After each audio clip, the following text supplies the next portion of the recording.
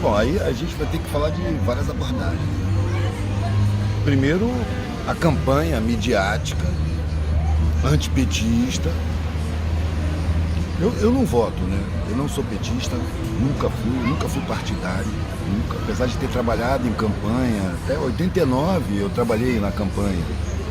Mas eu percebi que é uma farsa, que não tem política de verdade. É uma farsa, o controle é financeiro, é banqueiro, empresarial.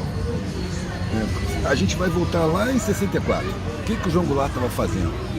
Ele fez o Plano Nacional de Alfabetização, que o objetivo era exterminar o analfabetismo no Brasil, no território nacional. Exterminar o analfabetismo, acabar com a potencial ignorância, dar liberdade das pessoas aprenderem a ler e começarem a estudar a realidade, a pensar criticamente. Foi o Plano Nacional de Alfabetização, que foi feito um programa piloto com Paulo Freire, à toa que chamaram ele de energúmeno. Paulo Freire fez um programa, um método de ensino que foi aplicado em Angicos, a localidade onde mataram o Lampião. E não foi por isso, foi porque ali era o município mais pobre do Brasil. O menor índice de desenvolvimento era em Angicos. O maior índice de analfabetismo do Brasil era em Angicos. E o cara foi lá com professores vocacionados, todo mundo apaixonado pelo método.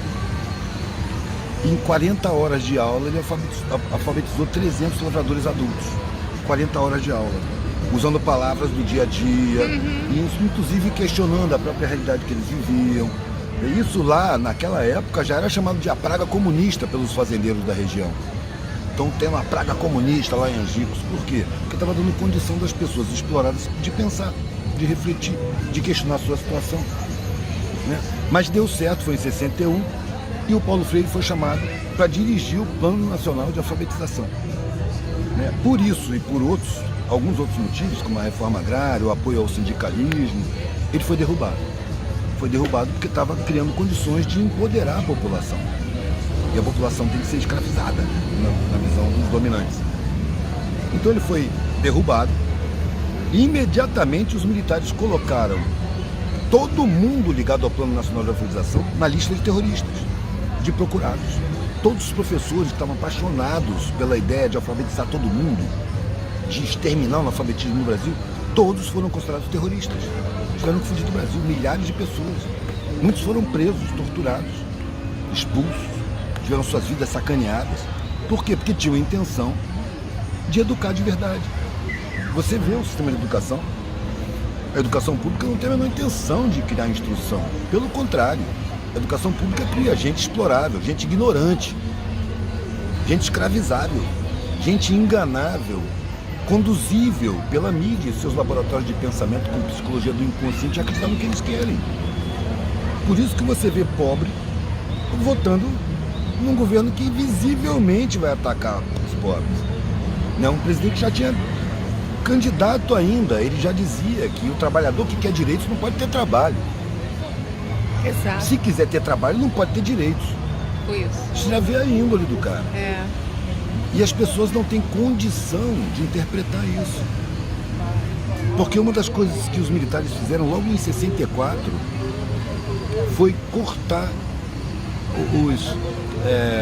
os reajustes do salário. Era uma época de inflação galopante. Os professores públicos simplesmente tiveram seus salários congelados. Houve um incentivo por bancos nacionais para a criação de escolas particulares. O governo financiava quem quisesse formar uma escola particular.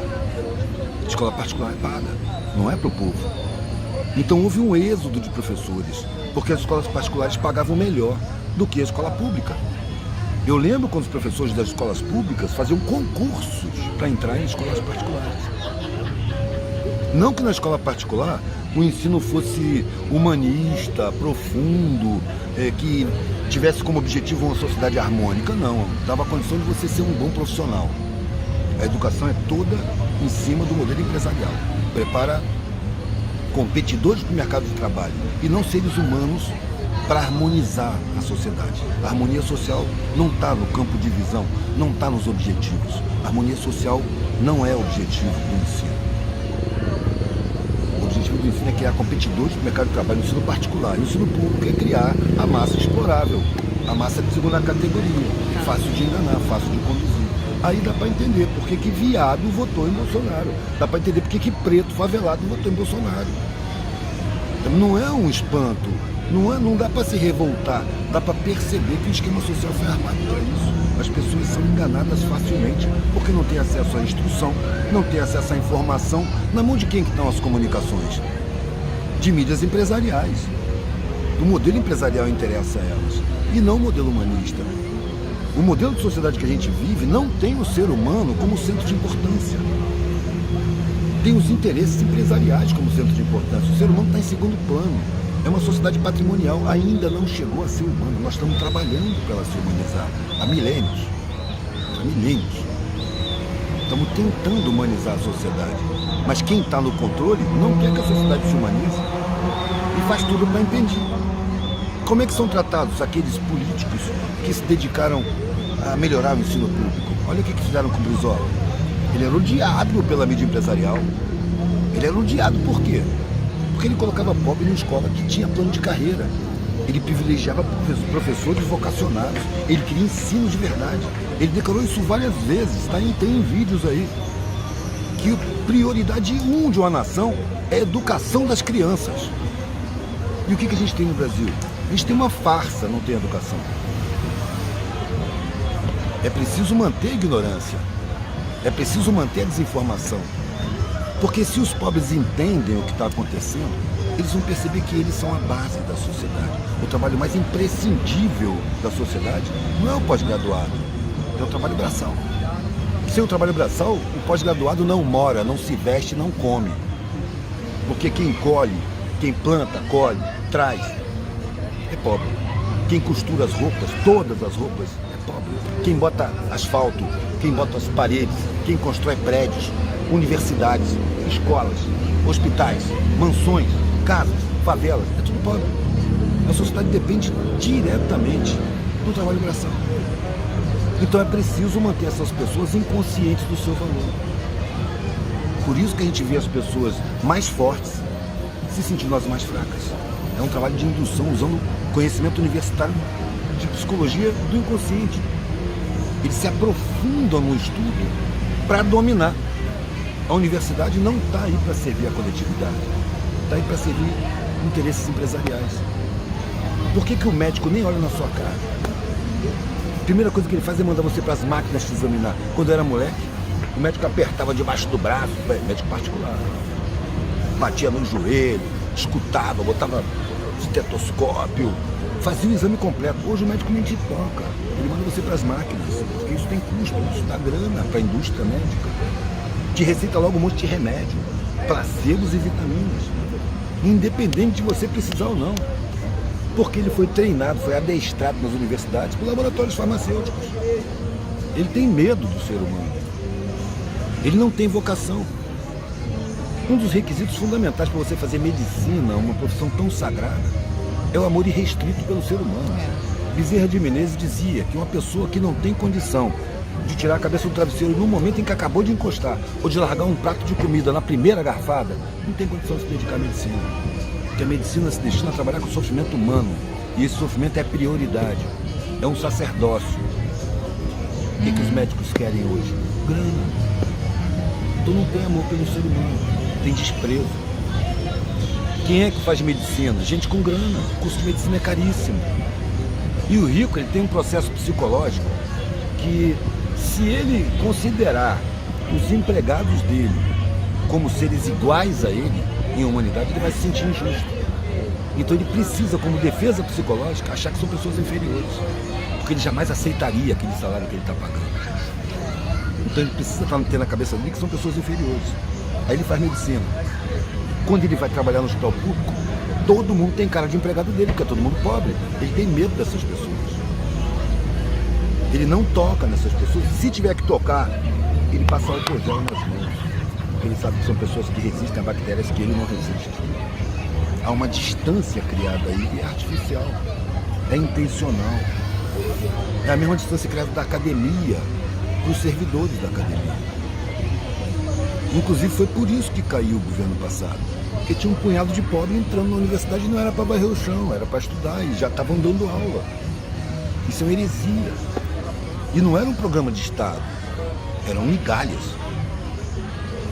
Porque esse governo anterior estava a serviço dos bancos do mesmo jeito, ou não teria nem chegado lá. Eu trabalhei na campanha do Lula em 89, eu trabalhei para 7 partidos, era outro Lula, eu estive perto dele, ouvindo ele falar, era outro Lula.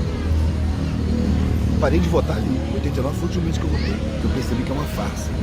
Mas ainda trabalhei na campanha dele em 92 e depois em 98, se não me engano, trabalhei de novo, produzindo material de campanha, mas sem votar, só para dar uma força. E aí na terceira vez, eu falava que já não era mais o Lula. Eu falei, não, o Lula foi sequestrado, isso que tá aí é um clone, cara. Foi se adaptando, porque ele viu que com as ideias que ele tinha, com as vontades que ele tinha, com a visão que ele tinha de que a sociedade era dominada por banqueiros, que a dívida pública é um absurdo que tem que ser dissecado para revelar que falcatrua é essa, que toma metade do orçamento nacional.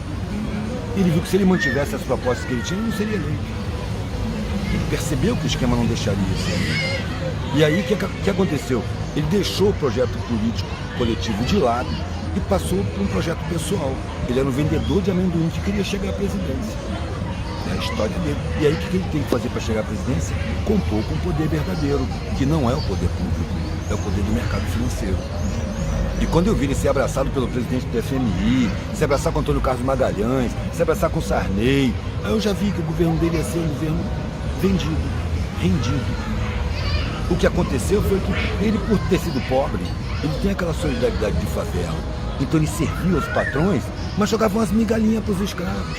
Botava uma serragem onde tinha umidade. Deixava alguns poucos para o patrão não ficar vendo, né, para o patrão perceber pouco. Uns poucos vão estudar. Não sei se consciente ou inconscientemente, ele estava investindo num futuro. Porque as pessoas que entram na universidade, ao contrário do que pensa a classe média, as pessoas que vêm de favela e entram na universidade, elas não querem mudar de classe, elas querem trazer aquele conhecimento para a galera. Então se estabeleceu uma ponte. Pela primeira vez, na universidade tinha vivência de base, vivência periférica, uma experiência que os acadêmicos nem acreditam que existe. E ao mesmo tempo tinha conhecimento acadêmico chegando na periferia através dessas figuras. Uma coisa que nunca tinha acontecido. Quando o conhecimento acadêmico chegava na favela antes, chegava por gente da classe média, que não tem intimidade com favela, que não chega lá para servir de conhecimento, chega lá para ensinar, já tem um patamar de superioridade. Não tem eficiência isso. Você tem que se sentir igual, você tem que se sentir devedor. Se você entrou na academia, você teve acesso a um direito comum a todos, que é negado. Então você está tendo um privilégio.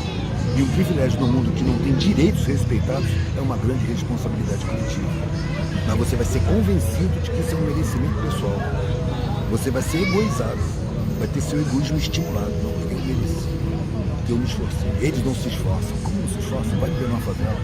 Vai ver se não se esforça. É. Pega um pós-doutorado aí, bota dentro de uma favela, vive aí, mano. Ele não aguenta. Não aguenta, ele não sabe. Ele vai ter que pedir ajuda. Ele vai quebrar o pedestal de vidro dele. Porque é isso que acontece. A academia coloca as pessoas num pedestal de vidro.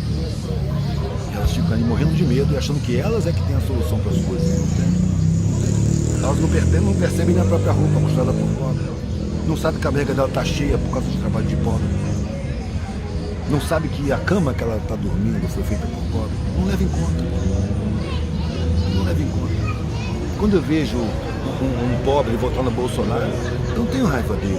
Eu tenho raiva do sistema social que impediu essa pessoa de ter senso crítico, que roubou dessa pessoa direitos constitucionais, direitos humanos, direitos básicos, fundamentais, que é a obrigação do Estado.